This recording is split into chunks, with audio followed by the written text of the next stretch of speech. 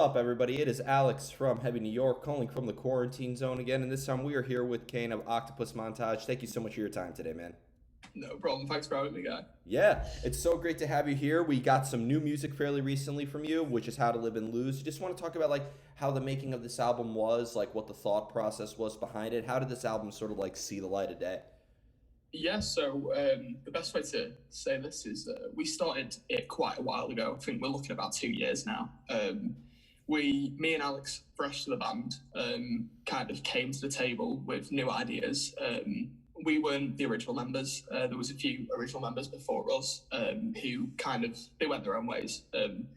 We were brought in and we wanted to basically make a name for Octopus Montage. Me and Alex were kind of we want to throw something out there that kind of represents me, Alex, Davina, and Deck, all the members. So we started working on How to Live and How to Lose, and it was a hefty run. It took lots of it was a very emotional ride. It took lots of writing, deleting, mixing again. But it's that's kind of the best way to describe it. Is when we joined, it was kind of we need to push something out that really shows who Octopus Montage are. Mm-hmm. So that's what we did. You mentioned that you were working on this album for a span of 2 years, and there was a lot of writing and deleting. So what we're hearing on this album, though, is that structure-wise and sonically, is this how a lot of these songs were originally thought out to be, or did your ideas on your style and sort of everything change a lot over a span of time? Each song has a different story. Vendetta, for example, that's been in the band longer than me. Vendetta, it's been around for about 2.5 years, and I've been around for 2 years. Same with Alex. But yeah, each song has a different story. Each song was written, I'd say, structurally correct. It just had layers and layers until it became song worthy, if you know what I mean. So, for example, Grow Up, it started. A few songs started very differently, Phantom Settlements didn't sound how it does now.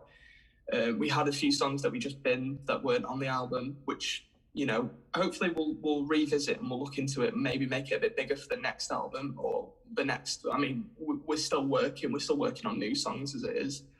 So, but yeah, every song on the album, structure-wise, has been the same.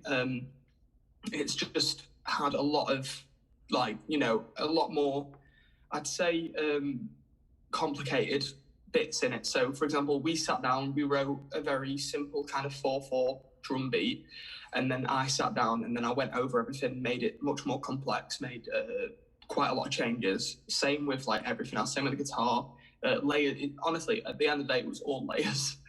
So, but yeah, structurally, each song has kind of been the same since day one. Yeah. Like I say, it just took a long time to get it all together because we were working every day, but we kept being no, this needs that and this needs this, and it was a loop until we were this is perfect, this is what we want to put out. Mm-hmm. When you joined Octopus Montage, were you kind of looking at some of the earlier material that they had out, being okay, this is how I have to play, this is how it has to be, or were you kind of allowed to bring a lot of your own new sort of ideas into the mix? Yeah, me and Alex brought a lot of new ideas to the mix. Before we joined, Deck was doing the dirty vocals, and I've known Davina and Deck since we were kids. I got brought in because obviously my friendship with them, and Alex got brought in because Deck used to go and see. He used to be in a different band, and he used to go and see him, and that band kind of deteriorated over time, and they brought him into the band as well. So, but yeah, what happened really was we joined, we put all our ideas in, but it was really a case of I'd known their old songs and I know how they worked, so I tried to bring as much kind of new kind of core, so some North Lane, Real Friends type thing, just your casual modern day metalcore, trying to bring in that idea, and Alex brought in, he obviously took over with dirty vocals, and he brought in the much heavier side of things, and it all came together in the end. Yeah. I've always So I've always said that metalcore is the best export of the UK because New England is the metalcore capital of the world in a way. Then you have the UK with Architects and Bring oh Me the yeah, Horizon and so yeah, many other bands, and then you also have Australia with Parkway Drive and Northland. yeah. So I think in the end that the history of Britain and their impact on the world, the result is metalcore. Watch India and South Africa be the new metalcore capitals coming up. Honestly, yeah, it's when you sit down and think about it, you've got bands coming up now, like I don't know if you've heard of Loathe, for I example. love Low. That was my favorite album to come out last year. They are changing music. Like I've never heard anything like I can sit there and listen to that album all night, like just all night. Yeah. So you think about it like you kind of want to think about it as if you look into music nowadays, is everything's so easily dismissed that what you make and what you look into, if you make it different, like Loathe have, they've got their own sound that no one can copy. Like you can really easily put together a 4/4 metalcore song with a brilliant breakdown, but what Loathe are doing is just, is so much different to everyone else. I'm trying to interpret some new stuff into the new album to kind of make our own sound because we like to the stuff that we bring into our band, we like to kind of get influences of others. Yeah. Won't be the same kind of things, but we're like big fans of like A Day to Remember, Neck Deep, Real Friends. So we bring influence from that. Well, when I was listening to your sound, you reminded me of a British band that is sadly no longer with us, and I think that you could almost fulfill that void, and that's Funeral for a Friend. That's Funeral for a Friend, yes, yeah. like, oh God, yeah, they were like back when I don't know how long ago now, but I used to really be into that. I'm very elitist when it comes to like bands now. I listen to like Sleep Token, Loathe, Lotus Eater, North Lane, Polaris, all that kind of stuff. But like back in the day, Funeral for a Friend was like one of my favorite bands, and like even to this day, almost underrated band ever. Like that album Hours is like I put that on, like, if you want, for lack of better words, I know people hate this term, but like for emo albums, I put Hours on the same level as the Black Parade.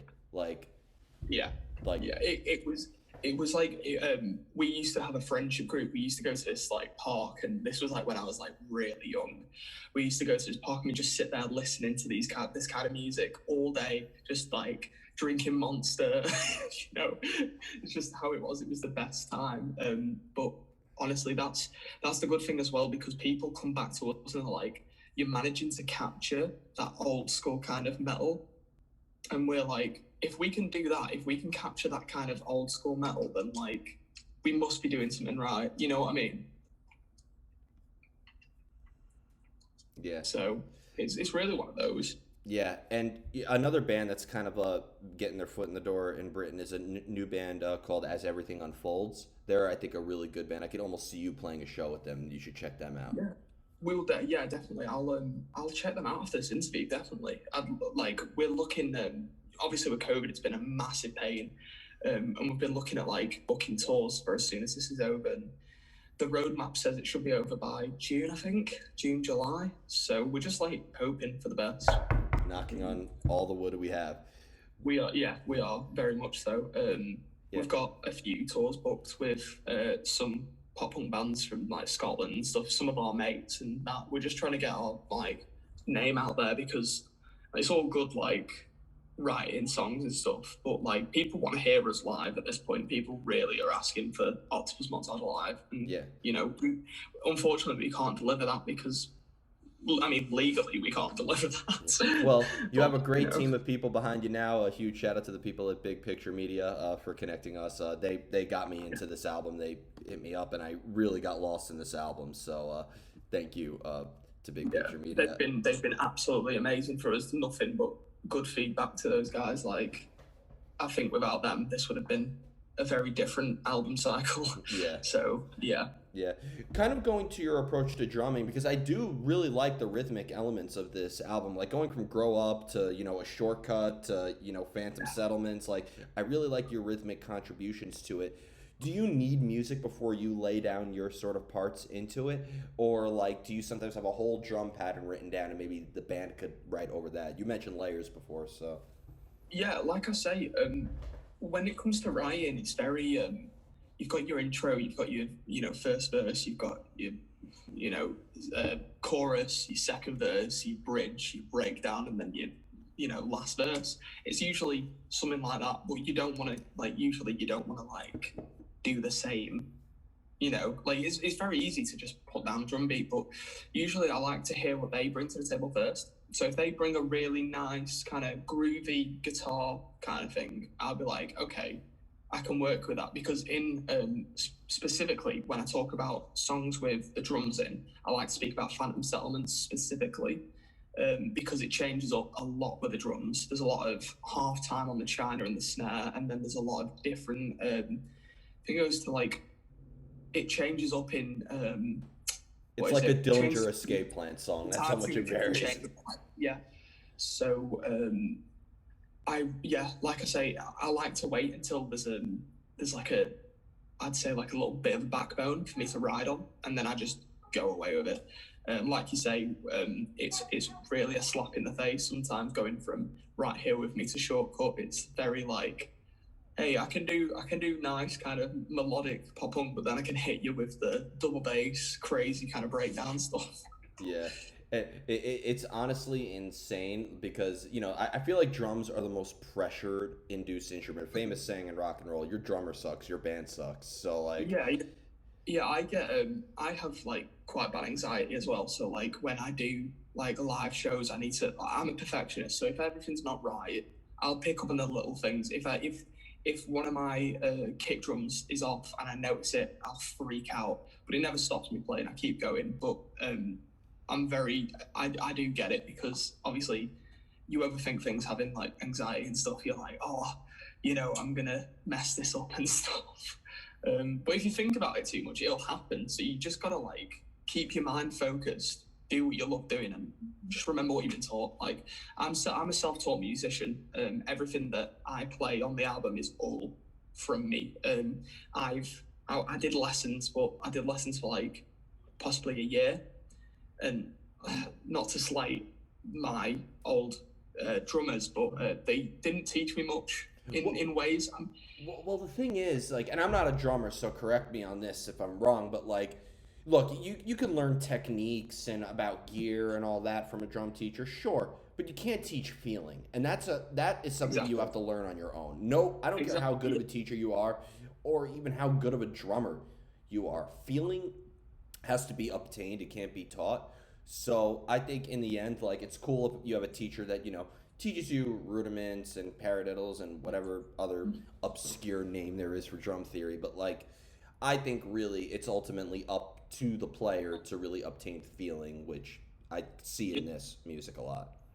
Yeah, like I say, I've had amazing teachers teach me, but they didn't know the aspect of sort of metal music. They only understood what's the band called?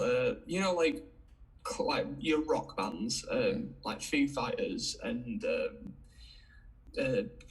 Stone Sour, for example. I mean, Stone Sour is a bit more on the metal side, but much more kind of your 4/4 kind of open hi-hat, hard hitting rock. So they didn't know much about double bass, double kick stuff. So I had to kind of teach myself how to control with the feet and stuff. And also it's very if I put in my 100, I know I'm going to come out with something much more interesting than if I read off a book. You know what I mean? You can read off a book, that's completely fine. I can't read notations to save my life. I'm really not at that. It's a legit another language. It's another language. Oh, it is. Yeah. It is. I mean, I can probably... I learned a few, but when it gets complicated, when it starts bringing out different, notations, I just get confused, man. So I was like, you know what? I'll learn from here. And I did. And I've gotten to here. Obviously, I would love to take lessons again, but I'd need to find that right person. Yeah. It's looking for Aaron Glitz. He's an amazing drummer and he knows so much about the metal side of things, but he's also American, so I can't exactly just go and get lessons in America. Well, now we got Zoom. Thank God for Zoom. Exactly. Yeah, exactly. Yeah. So. And again, like I love the rhythmic contributions on here. So whatever you're doing, you're doing it right. So I you, appreciate that, yeah. man. Kind of going back to what you were telling me in the beginning of this interview, you mentioned that you wanted to make an album that is very representative of you and the other bandmates. Yeah. Did you find it maybe easier to come up with new ideas or write the songs when you were in the company of each other and you could learn from each other, or when it came to the actual arrangement and the technique and all that, you find it, isolation being the source of creativity, being what it is? Did you find it easier to come up with parts when you were more like alone? Well, yeah. I mean, that's a really good question because half the time we were together and half the time we were alone because we had got halfway through the album before COVID hit. So there's a really good way, yeah, to say this. We obviously we've known each other. We know how each other work. We sat down and we were like, okay, I want this to sound like this. I want that to sound like that. And because we're so none of us are narrow-minded. We're all very open-minded to ideas. We're very our like music range because Deck studied music, I studied music, Davina did, Alex did. We all kind of know how it all works, so we know like what should go where like how it would work. But we're all really on the same kind of page. We're all like, if we want something to sound like this, we can make it sound even better with Davina's input, and then we can make it sound even better with Dex and Alex's and so on. But yeah, really the writing process, like I think being together was the best for all of us, like because we could be like, it's a bit different when you're alone, when obviously it's nice to write alone, but you got to send stuff back and forth and back and forth and back and forth. And when you're together, you can just like vibe with each other because even the simplest thing is getting on the actual kit and them getting on guitar and just jamming out, you can find like stuff that you're like, yeah, that's, I think we should put that into the song. Like if we weren't together for the first side, like the first kind of half of the album, I feel like we would have something completely different. Yeah. I really do. A lot of it was, I mean, it was a boiling hot summer. We were all kind of just getting really kind of stressed out and a bit agitated, and we were taking out on each other. But we were all kind of like in the same headspace. We were like, we just want this to be who we are. Like when someone says Octopus Montage, we want them to think of how to live and how to lose. You know what I mean? So yeah. And do you think that for future music, like this is because no human being, I'm not the same person now as I was yesterday, and nobody is. Like we're always learning. Do you think that that is just going to be the sort of subject matter that you revolve your music around for future albums? I think with this album, we've kind of learned how to write together. Like obviously this is the first time all of us writing together. Bit different for Deck and Davina because they had written the Reborn Again EP and they had written Scooby Doo. Well, Deck had written Scooby Doo and Davina put some bass down on it, I think. Yeah. So really, this album was kind of like us getting to know each other, if you know what I mean. Like we know each other as friends, we know each other as like family, but this was us getting to know each other musically. So when we hit the next album or the next songs, we can hit it running and we can be like, right, well, me and Alex can write really good breakdowns and Deck and Davina can write really catchy choruses. So what else can you ask from that? That's the perfect thing for anything. So really, what it is we're just going to hit it running, the next stuff. But we know now. We know how to deal with each other. We know everyone's taste and what we're looking for. I specifically for this album, I wanted to write insanely heavy and insanely catchy. On the next album, I want to write very groovy, kind of more groove, more like ghost notes, kind of like little like bits and bobs. And then I want to write like heavy but complicated heavy. So if, for example, like Polaris kind of heavy, you know how that's all like mainly like tom, snare, random hits on the bell, just crazy stuff. They're insane. They're insane live. They're so good. I've got it. I'll show you now. I picked up these, and it's there's a festival in Manchester, and it's Polaris, Amur, Currents, Spides, Infant Anime, and Gravemind and Stepson. Wow, a Stepson put out a great album too. So yeah, it was. This cost me 20 quid. for that. But I'm getting completely off track. I just love talking about music. No, Sorry I get off track as much as you want. but yeah, I just want to we love taking influences, and when people say we have that 2010 kind of sound, that old school metalcore, it's because all of us kind of listen to the old school albums. So like A Day to Remember and stuff. Yeah, Bless the Fall is a great Yeah, example too. and Bless the Fall, that's one of Alex's favorite bands actually. We all listen to the old school type of things.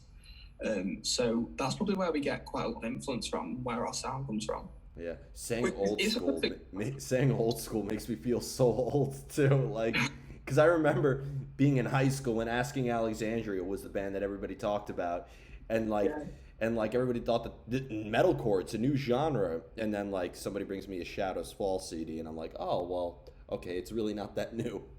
Yeah, I mean, Stand Up and Scream. I think I only figured that. I mean, that came out in 2009, right? So Yeah. I was about ooh. I was about 8 years old. Yeah. I was incredibly young, and I only discovered that when I was like 13. Oh, really? So, I'm older than you then. yeah, I'm only 20. Oh, okay. I'm 20. All right. I'm quite a youth. So, but I discovered that band when I was about 13. That's when I got into metal. It was like 13, 14, and that was from a friend. And that album, Stand Up and Scream, for me was the gateway to metal for me. Yeah, that was just. It's a generational thing. Like, It really is. Because like when I was 7 or 8, like it was Linkin Park that was getting people into metal, and Yeah. then I think as I got younger, My Chemical Romance was the band that was people's gateway drug, and then I think a big gateway band was Escape the Fate. Like I remember everybody wanted to be Craig Mabbitt when I was in high school. So with music and stuff, my mum, she raised me, and when I was obviously my mum's raised me. She raised me on this kind of music. So she raised me on like Linkin Park and Paramore and stuff. So I was listening to Linkin Park and Paramore since I was a baby. Parenting done right. Parenting done right. Give a shout out. Tell your mom I said thank you. Yeah, definitely. Like she's given me. I think my mum's given me the gateway to this kind of music, but then obviously when I turned 13, 14, I started listening to bands that she wouldn't listen to so much. So like, Ask Alexandria, Bullet from a Valentine, like the Poison album, that was huge for me, the Poison album. Old School Trivium, God, it goes on, it really does go on. I find it hilarious now, like, that, like, people like my age, a little bit older, are having kids now, and like their kids are like playing, like modern day rock bands, like new school bands, like Polaris, like Dance Gavin Dance and all that, and like, oh god, you kids don't know what real rock it is. Check out My Chemical Romance and Paramore. That's our generation right there. Yeah. And then it's. But before we go, I want to thank you so much for your time today. I love nerding out on music, so thank you. It's brilliant. Like, to be fair, doing interviews, I mean, I just have, obviously with the anxiety, I love doing it no matter what, so it's great to speak to other people. Thank you. Is there just anything else with Octopus Montage that you would like to promote with the release of this album? Obviously, thanks to the certain virus that shall not be named, obviously, touring isn't in the future, but do you think that when touring opens up again, you can maybe come to the States? 100%. Like, honestly, that's a dream. I think touring America and just Europe in general is the biggest dream for us. I think this is actually a funny story. Someone texted us being like, can you play our birthday in America? And they were willing to pay for our travel fee. We are very, very confident that we're going to do that. Really? I mean, like, you got to, if someone's offering to pay for your travel, like, that's a lot of money. Like, but to go out there and play in America for free and just stay there, totally. It's a free holiday, yeah. And we can do what we love. So, but yeah, I mean, it's been incredible. The whole cycle has been amazing, and the feedback we've got has been brilliant. But yeah, I mean, the only thing left to say is follow our socials.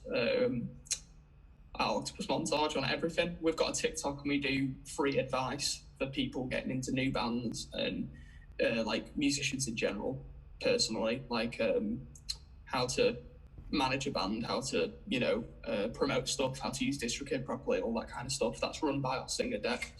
And keep streaming How to Live and How to Lose. Awesome. Well, thank you so much.